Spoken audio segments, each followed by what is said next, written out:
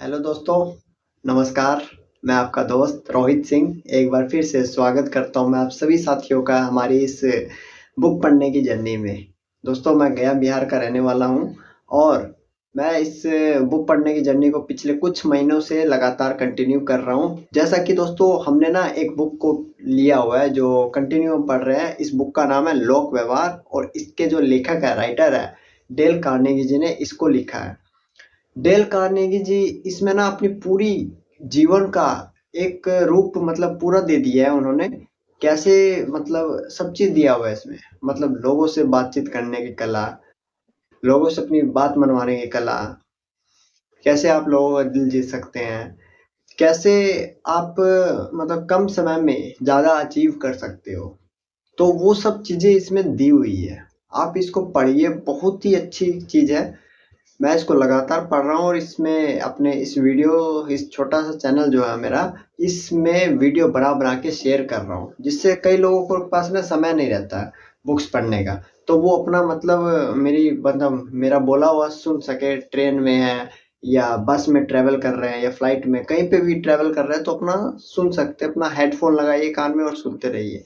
मैं इसमें पूरा उसमें मतलब पार्ट बाई पार्ट जितना हो सके 10 मिनट में उतना मैं उसमें डाल रहा हूँ ये रीडिंग करके। ठीक है, तो ज़्यादा देरी नहीं करते हुए हम लोग चलते हैं। जैसा कि हम लोग अभी किस लाइन चैप्टर हम है, चैप्टर शिकायतों से निपटने का आसान तरीका। शिकायतों से निपटने का आसान तरीका, इस चैप्टर को हम लोग पढ़ रहे हैं। और हमने छोड़ा था इसको 28 साल पहले सिर्फ एक डेस्क रूम और एक स्टेनोग्राफर के साथ अपना बिजनेस शुरू किया था। क्या यह सही है? तो हम लोग यहाँ से अब कंटिन्यू करेंगे। हर सफल व्यक्ति को अपने शुरुआती संघर्षों के बारे में बात करना अच्छा लगता है। हर सफल व्यक्ति को अपने शुरुआती संघर्षों के बारे में बात करना अच्छा लगता है। यह व्यक्ति भी इसका अपवाद नहीं था। उसने लंबे समय तक अपनी कहानी सुनाई कि किस तरह उसने $450 और एक सपने के साथ अपनी बिजनेस यात्रा शुरू की थी। उसने बताया कि आलोचना, मखौल और निराशा के बावजूद उसने हिम्मत नहीं हारी थी। शुरू-शुरू में तो उसे एक दिन में 16 घंटे तक काम करना पड़ता था और वह रविवार और छुट्टियों के दिन भी काम करता था। आखिरकार उसने किला फतेह कर लिया और अंततः आज वह इस स्थिति में पहुंच गया है कि वॉल स्ट्रीट के सबसे महत्वपूर्ण एग्जीक्यूटिव्स भी उससे सलाह और मार्गदर्शन लेने के लिए आते हैं। उसे अपने रिकॉर्ड पर गर्व था। उसे होना ही चाहिए था और इसके बारे में बताना उसे अच्छा लगा। अपनी कहानी सुनाने के बाद उसने आखिर में क्यूबेलिस से संक्षेप में उसके अनुभव के बारे में पूछा और अपने वाइस प्रेसिडेंट को बुलाकर कहा, मुझे लगता है कि हमें इसी आदमी की तलाश थी। मिस्टर क्यूबेलिस ने अपने संभावित मालिक के बारे में सारी जानकारी हासिल करने का कष्ट उठाया था। उसने सामने वाले व्यक्ति में और उसकी समस्याओं में रुचि ली थी। उसने सामने वाले व्यक्ति को बोलने के लिए प्रोत्साहित किया था और इसी कारण उसका अच्छा प्रभाव पड़ा और उसे खुद सुखद परिणाम मिला। स्कैरमेंटो कैलिफोर्निया के रॉय जी ब्रैडले के साथ इसकी विपरीत समस्याएं थी। जब एक संभावित अच्छा कर्मचारी ब्रैडले की फर्म में नौकरी के लिए अपनी बात कह रहा था तो उसने उसकी इस बात सुनी। रॉय ने हमें बताया, हमारी फर्म एक छोटी ब्रोकरेज फर्म थी, इसलिए हमारे यहाँ कोई अतिरिक्त लाभ जैसे मेडिकल इंश्योरेंस, पेंशन या अस्पताल के खर्च उठाने का कोई प्रावधान नहीं था।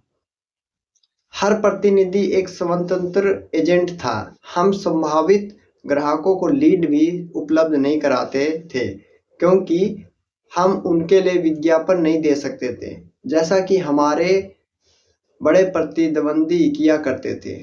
रिचर्ड प्रियर को उस तरह का अनुभव था जो हम चाहते थे। पहले मेरे असिस्टेंट ने उसका इंटरव्यू लिया था और उसे हमारे काम से जुड़ी सारी नकारात्मक बातें बताई। जब वह मेरे ऑफिस में आया तो वह थोड़ा निराश दिख रहा था।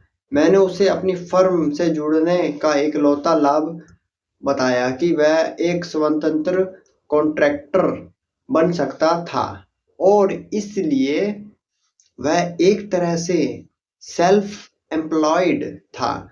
जब वह इंटरव्यू के लिए आया तो उसके दिमाग में बहुत सी नकारात्मक बातें थी, परंतु जब उसने इन लाभों के बारे में बात करना शुरू किया तो वह एक एक करके अपने नकारात्मक विचारों से मुक्त होने लगा।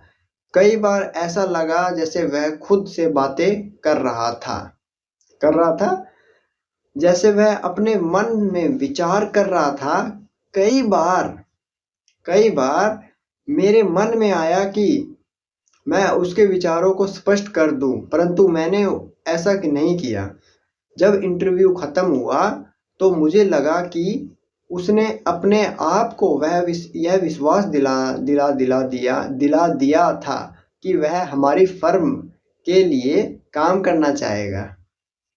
चूंकि मैं एक अच्छा श्रोता था और मैंने डिक को ही बोलने का ज़्यादा मौका दिया, इसलिए उसने अपने दिमाग में दोनों पहलुओं को अच्छी तरह तौल लिया और वह सकारात्मक निष्कर्ष पर पहुंच गया, जिसे उसने अपने लिए एक चुनौती की तरह लिया। हमने उसे काम पर रख लिया और आज वह हमारी फर्म के सर्वश्रेष्ठ प्रतिनिधियों में से एक है। यहाँ तक कि हमारे दोस्त भी हमारी उपलब्धियों के बारे में सुनने के बजाय अपनी उपलब्धियों के बारे में सुनाना ज़्यादा पसंद करेंगे। फ्रांसीसी दार्शनिक ला रोशफूको ने कहा था, अगर आप दुश्मन बनाना चाहते हैं तो अपने दोस्तों से आगे निकल जाएं। देखिए सब दोस्तों, ये चीज़ें नोट करने की चीज़ें हैं।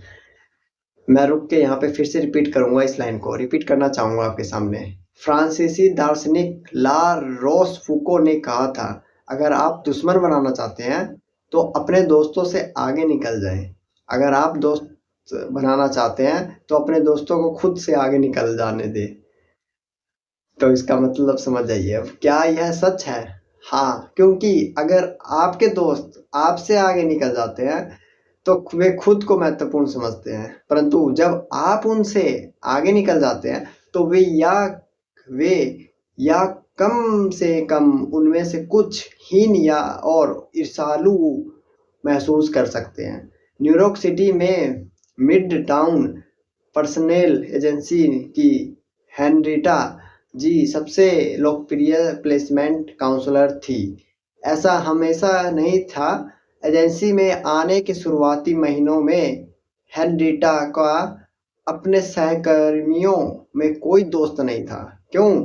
क्योंकि हर दिन वह अपनी सेखी बघारती थी कि आज उसने कितने प्लेसमेंट किए, आज उसने कितने नए अकाउंट खोले और आज उसने कितनी उपलब्धियां हासिल की।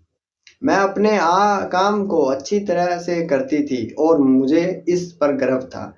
हेनरिटा ने हमारी क्लास को बताया, परंतु मेरे सहकर्मी मेरी सफलताओं में हिस्सा लेने के बजाय उनसे चिढ़ जाते थे। मैं चाहती थी कि मेरे सहकर्मी मुझे पसंद करें। मैं उन्हें सचमुच अपना दोस्त बनाना चाहती थी। इस कोर्स के कुछ सुझावों को सुनने के बाद मैंने अपने बारे में बोलना कम कर दिया। मेरे सहकर्मियों के पास भी अपनी सेखी बघारने के लिए काफ़ी कुछ रहता था। और मेरी सफलताओं के बारे में सुनने के बजाय वे अपनी सफलताओं के बारे में सुनाने के लिए ललायित रहते थे। अब जब भी हमारे पास बातचीत के का समय होता तो मैं उनसे पूछती हूँ कि उनका दिन कैसा रहा, और मैं अपनी उपलब्धियों का जिक्र तभी करती हूँ जब वे मुझसे इस बारे में पूछते हैं। सिद्धांत 6, सामने वाले व्यक्ति को ज्यादा बातें करने दें। तो दोस्तों ये था आज का टॉपिक और ये चैप्टर खत्म हुआ। एक बार फिर से एक चैप्टर और खत्म हुआ आज, शिकायतों से निपटने का आसान तरीका। दोस्तों ये लाइन जरूर याद रखिए आप, फ्रांसीसी दार्शनिक ला रुस्को को कहा गया था। अगर जो भी साथी अगर अपने फ्रेंड्स में बहुत प्यार यार दुलार कर रहे हैं तो आप ये बात हमेशा ध्यान रख लीजिएगा दोस्तों, आप लोगों के लिए बहुत जरूरी है। अगर आप दुश्मन बनाना चाहते हैं तो अपने दोस्तों से आगे निकल जाएं, अगर आप दोस्त बनाना चाहते हैं तो अपने दोस्तों को खुद से आगे निकल जाने दें। यही ऑप्शन है, 2 ऑप्शन है, दोनों में से कोई फॉलो कर सकते हैं। तो जो ऑप्शन आपको अच्छा लगे करिए, ठीक है, पर ध्यान रखिएगा सामने वाले व्यक्ति को ज्यादा बातें करने दें, ठीक है, तभी आप वहां पे अपनी विजय कर पाएंगे।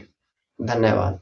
मिलेंगे नेक्स्ट वीडियो में इसी तरह नेक्स्ट चैप्टर के साथ, और अगला चैप्टर बहुत इंटरेस्टिंग देखते हैं कौन सा है। सहयोग कैसे हासिल किया जाए, सहयोग कैसे हासिल किया जाए, ठीक है। तो चलते हैं नेक्स्ट वीडियो पर। धन्यवाद दोस्तों।